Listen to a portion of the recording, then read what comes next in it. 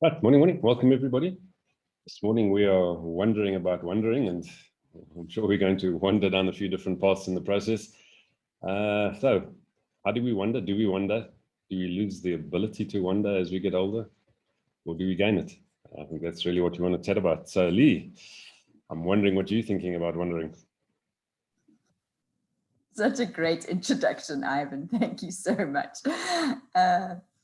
Yeah, so I love this idea of wonder. It just, to me, there is something, when you wonder, you get transported to a different place and a feeling of greatness and awe that is beyond yourself, that somehow puts you in your place, but also gives you a sense of utter delight and joy. And so that combination to me is a glorious feeling, and one that is life-giving. I think it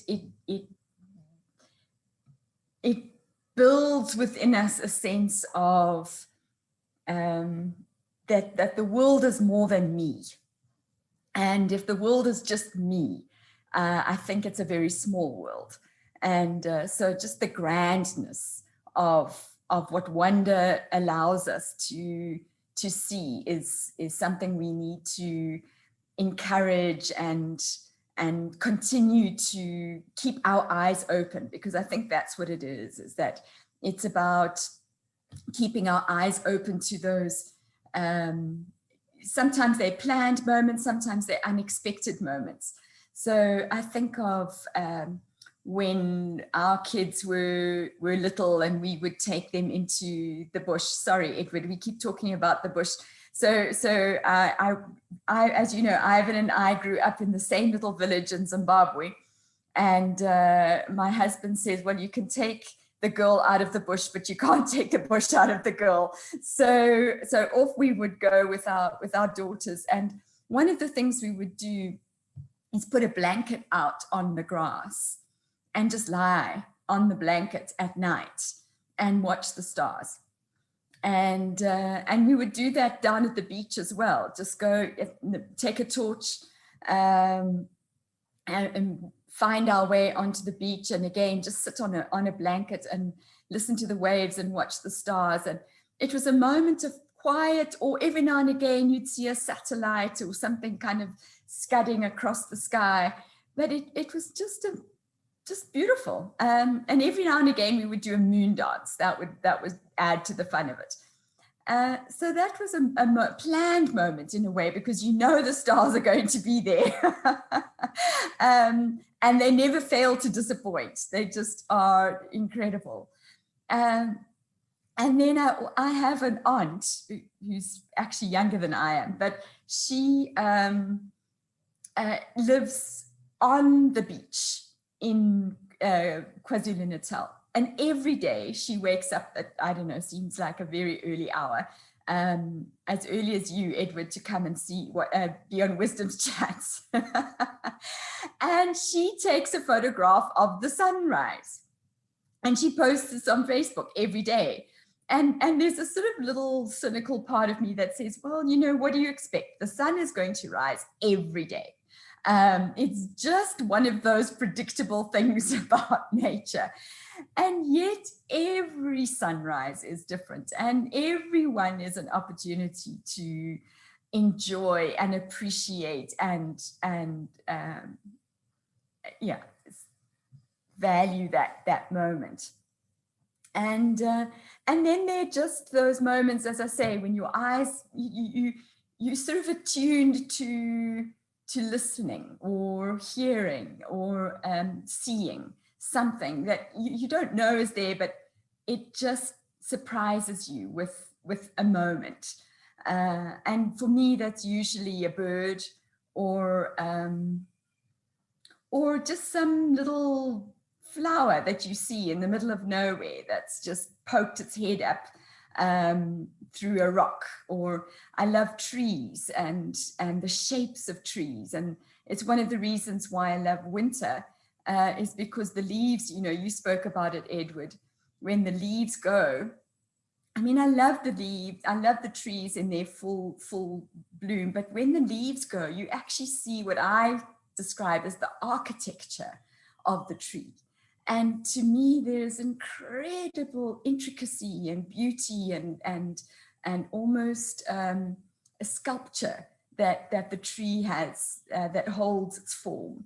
And so those are things that give me pause to wonder. And I think let me leave it there. Right, thanks, Lee. Yeah, right. So Ed, what do you wonder about when you're wondering about? Yeah, I don't mind you guys talking about the bush because it always brings back fond memories.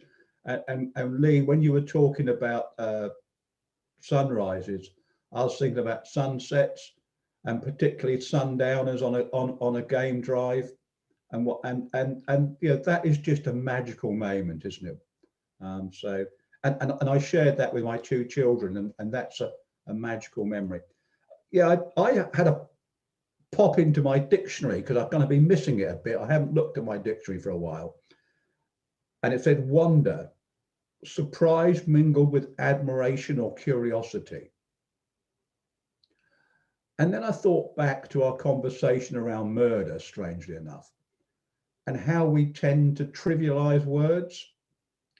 You know, I could murder a beer, and murder is a very serious and sad thing.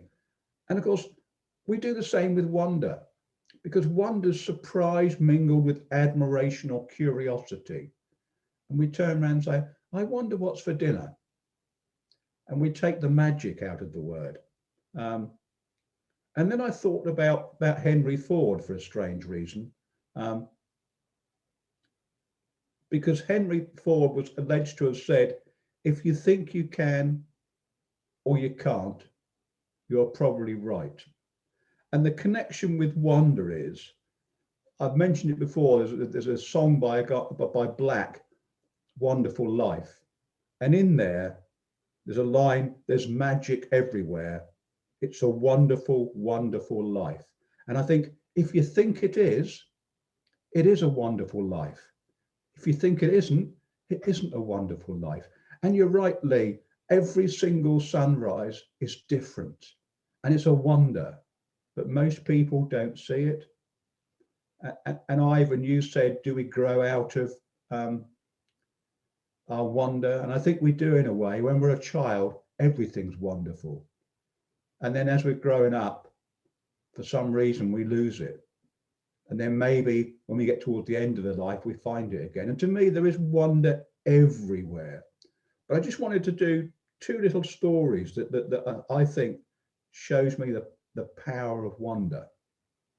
I've got a friend called Wonder, actually, but that's a different story.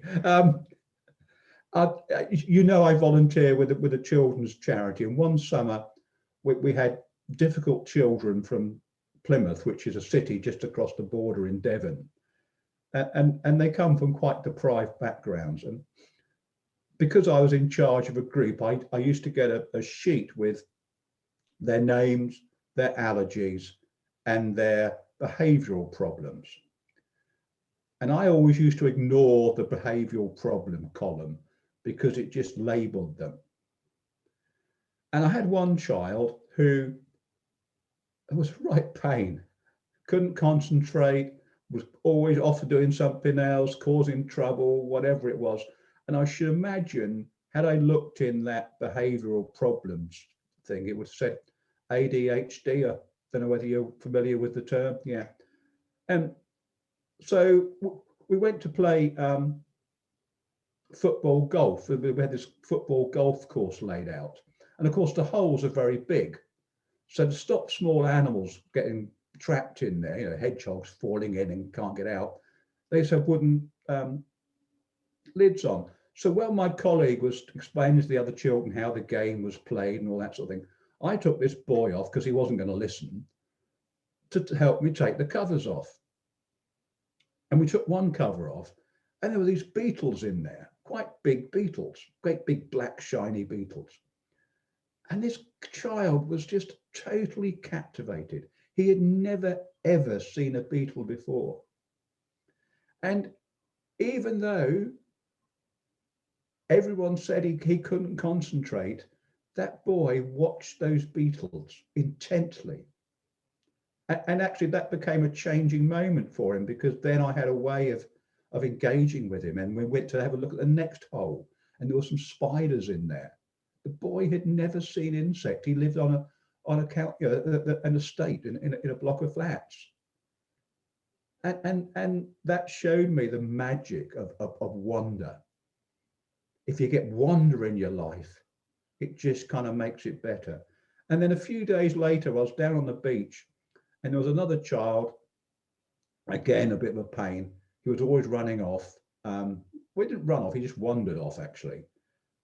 And I turned around, he was busy climbing these rocks, which they weren't supposed to do. And to try and get him down, if you told him to come down, he'd just totally ignore you.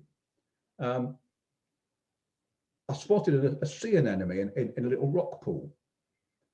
I said, oh, look, come and look at this, come and look at this, come and look at this, and made it sound really exciting. And it actually worked, and he came off the rocks. And when he got to the rock pool, there was a crab there as well. And he was totally fascinated by this crab. And then I showed him the anemone, and he liked the anemone. And there was a little fish came out. And he fascinated. And this boy had not engaged with any of the other children. And he was calling the children over, come and look at this, come and look at this, come and look at this. And for the rest of the holiday, every time we went down the beach, he'd go and find a rock pool, find stuff, bring the other children over, explain to them, look, if you want to see it, you're going to have to sit and wait. And again, the wonder of nature just changed this child. And I think that is the power of wonder, of surprise. And of course, it's that curiosity and that admiration. And and so for me, there's wonder everywhere if you just look for it. And most of us, we just sail straight on past. And like you, Lee, I love trees in the winter, not just because there's no leaves on, but I think because the light's slightly different. You get to really see the detail, especially sometimes in the morning, and you see a bare tree on the horizon. Oh, what a wonderful sight that is. Thanks so much, Ed. Yeah, I think unfortunately wonder is often just educated out of us, isn't it?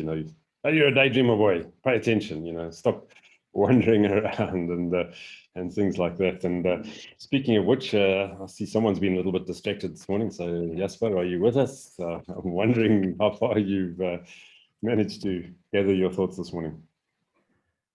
Morning. Yeah, no, it's because I'm sitting here in the main office and I have to man the gate, and every now and then a guest comes in or not. But I think the word wonder, and like Ed has given us a definition, can take you down quite a few directions. And I can recall when I watched the biography of Einstein and his early childhood years and then later on. And I think he was one of those people who just had the sense of wonderment around him, that what other people just don't pay attention to. He would imagine himself sitting on a light beam and taking a journey wherever this light beam goes. So just the word wonder says imagination. And we all know that kids have got great imaginations. And then as we get older, we tend to not develop our imagination as strong as we could. So I was thinking, what would still evoke in me a sense of wonderment?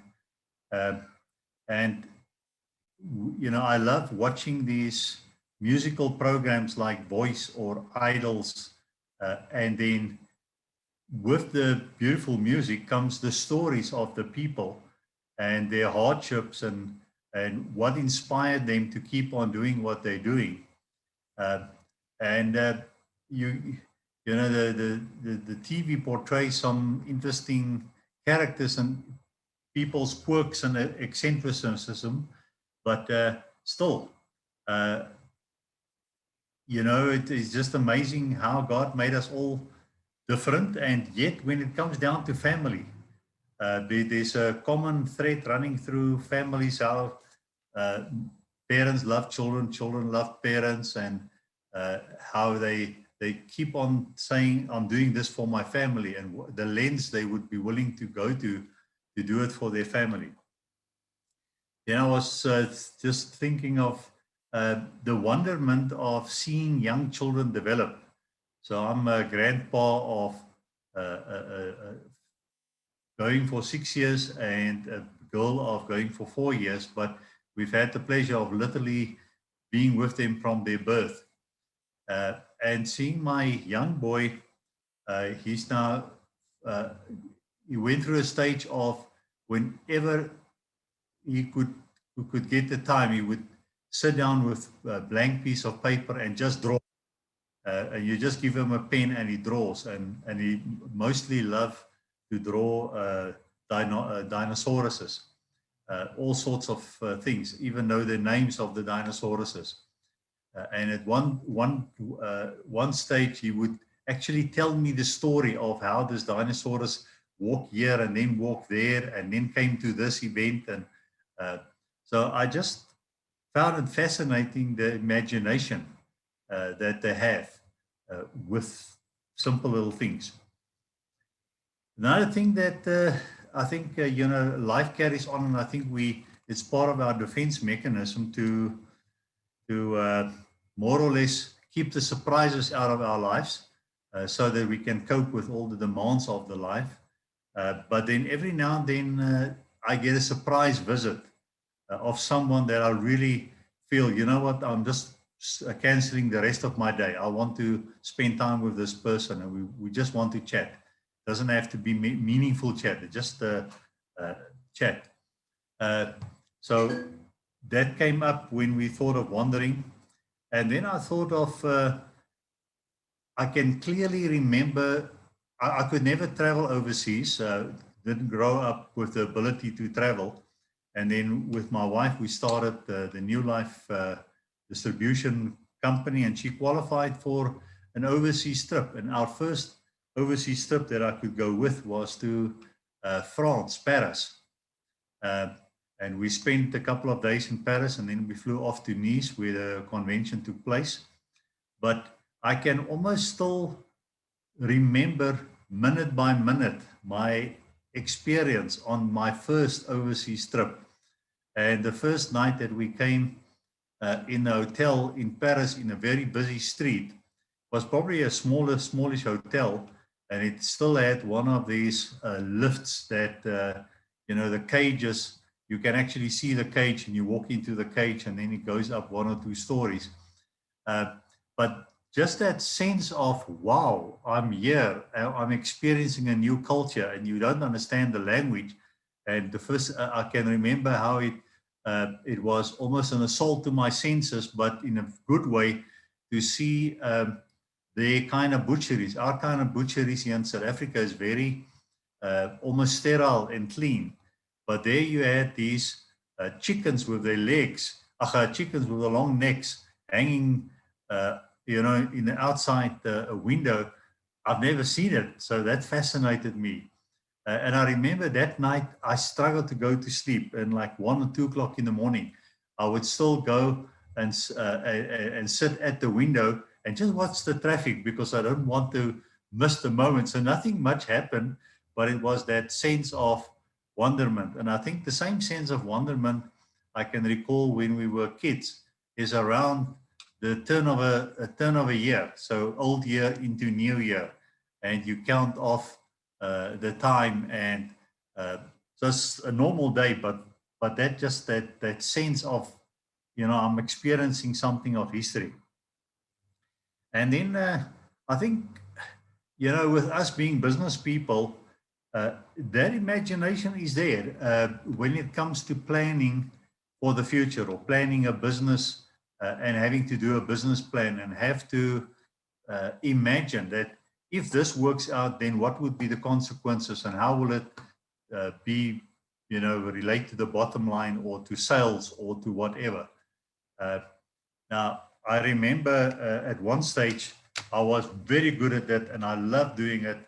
And I would keep on planning years and years in advance. And at one stage, I almost had my diary already filled up for 12 months in advance with things to do and people to see and stuff like that. But I don't know if I've lost my sense of wonderment in that sense, but I don't do it anymore. I almost let the days just run its course, and I would do the odd appointment. But for me, the wonderment is almost to say, let's see it's almost rediscovering the day, to say what can happen out of the day. So I've got a few basic plans for the day, but I'm also very flexible that if it has to change, it can change. Yeah, so I think that would be my, I'm wondering why I even brought up these topics. Thanks, Jasper. That's the beauty of wonder, isn't it? Yeah, when you start to wonder, it sparks a whole series of additional thoughts and ideas that actually come to you. And I think that's the beauty of wonder. If you don't wonder, you're going to stay stuck on your little channel, and you're going to head down in one direction, and then you're going to maybe just drift along, carried by the tide of whatever's happening around you. But the moment you stop and wonder, suddenly you sort of sit back and your eyes are opened, and you start to look around, and you start to see things and start to notice things. And I think picked up on that in a couple of different comments that were made. Is suddenly you notice things that are interesting, fascinating, different. And I think that's the real beauty of it. And this, yeah, I think it all starts with just being aware, I suppose, being aware of your surroundings, being aware of what's going on, and being prepared to actually take the time, as they say, carpe diem. Smell the roses, seize the day, and really sit back and enjoy. And it fascinates me, and that's probably a topic for a whole nother discussion, but this whole concept about evolution fascinates me, and the whole Darwinian theory of how everything's just a set of random chances that have resulted in all the stuff that's around us. And if you take the time to sit back and look at it, you've got to ask the question. Certainly I ask the question, is how is it possible that all of this is random, or as a result of an initial random exercise? I just simply cannot see it. There's just too much intricacy, too much beauty, too much difference, too much consistency. And I think that's the things that eliminate this randomness theory for me completely is how if it was random, then everything would probably be different. I mean, how would you ever get something to breed? Be random. This one doesn't fit that one, and and the next one doesn't fit the next one. But suddenly within all this difference, you've got consistency. So yeah, I wonder about these things, and I find them fascinating. And yeah, the simple beauty of nature we've spoken about. And I don't know. I'll just whack up something if I can get it up here. Let's just see if it'll pop up. Just for a little bit of so you'll see that. So the wonder of a young boy. Spoke about trees. You have a tree with a hole in the middle of it. Amazing how that can actually happen and grow. Mountain malachite damselfly. I mean, look at the detail and the intricacy on something like that. Spoke about beetles. I mean, how can a beetle that effectively spends its life working with dung be so beautifully metallic green? That is a bee fly, believe it or not. Interesting little creature, Drakensberg. Spiders, I love spiders, as you may well know. And again, just look at the detail and the intricacy and the elements of that particular amazing creature. There's another tree, especially for Ed and for Lee, with some bee eaters just taking off from it. And that little butterfly, tiny little creature. But again, look at the detail, the intricacy, the patterns, the hairs. I mean, it's to me, it's just phenomenal. You know, there's something completely different. You know, how does a human play a saxophone? I can't play one of those things, but it's amazing what sounds people can produce from these things. There's a little fairly newly hatched Cape Dwarf gecko. As you can see the pencil behind it, so you can get an idea of the size of that little fellow sitting on my desk one morning. Something slightly larger, but also, again, look at the amazing colors, the detail, the fascination of how that creature came about. Metallic golden bee. I mean, have you ever seen a metallic golden bee? First one I ever saw. Amazing colors. And that little bee, I think, is about 5 millimeters long, tiny little creature. Yeah, so just a little element of some of the things that I wonder about and fascinate me as far as nature goes. So, yeah, you really got to wonder how it came all about. And I certainly, as they have my questions about the randomness of things. So anyway, Lee, back to you. Ivan, I have to give you a shout out because it's just a little bit of time that we spent in the bush this last week. I just had some time just to sit on a rock in the middle of the bush, and there were no birds, there were no animals. So I thought, what would Ivan do?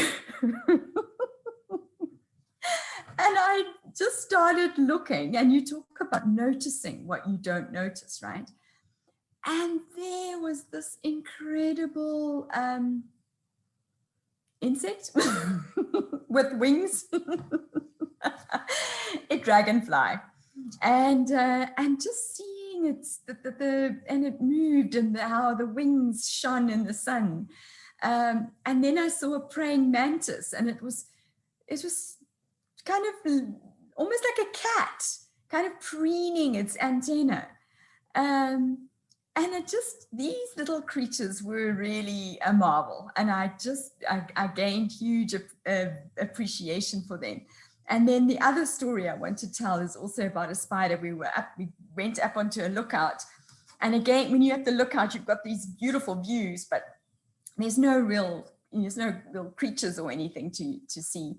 But as we sort of just took stock of our surroundings, there was this unbelievable web that had been woven between two bushes.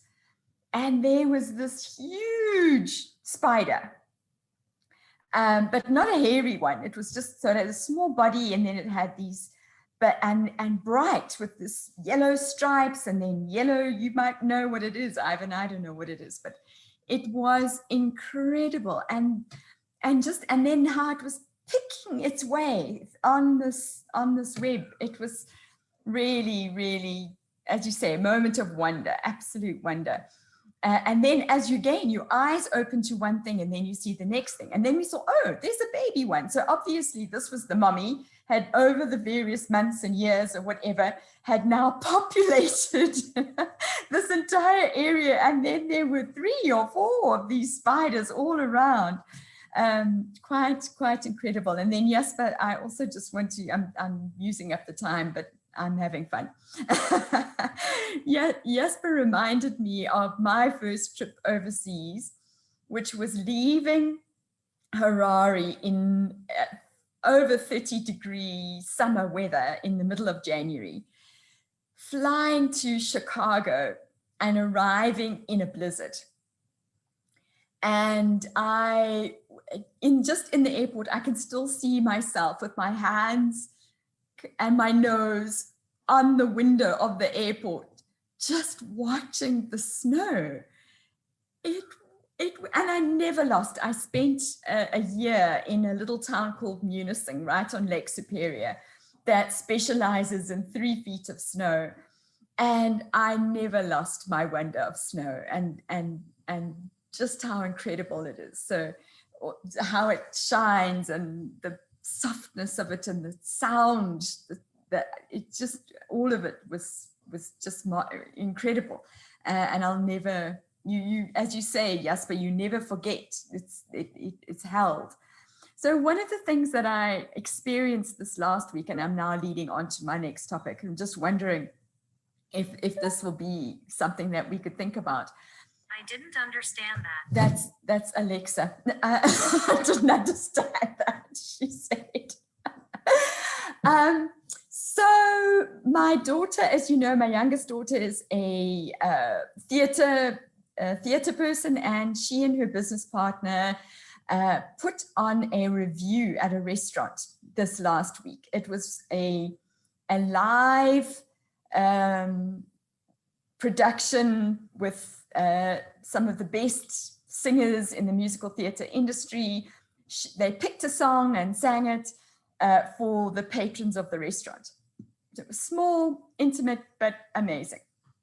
And every singer that stood up and sang was beautiful and amazing, and just as you say, Jasper, they were just the talent and the meaning of the song and the passion that they sang it, and the brilliant. And then the last guy stood up and he hit a note, and I got goosebumps from my head to my toes. I didn't even hear what he was singing. It was that involuntary reaction that your body has to hearing something exquisitely beautiful. And I know that BJ, and she'll be sorry to miss this, but I know BJ talks often about goosebump moments. And so that's what I'd like to talk about tomorrow, is what is a goosebump moment? What is it? It's just fascinating that to me, our bodies react to something emotional, and that that's involuntary. And I just wondered what we can talk about, goosebump moments. So let's talk about that tomorrow.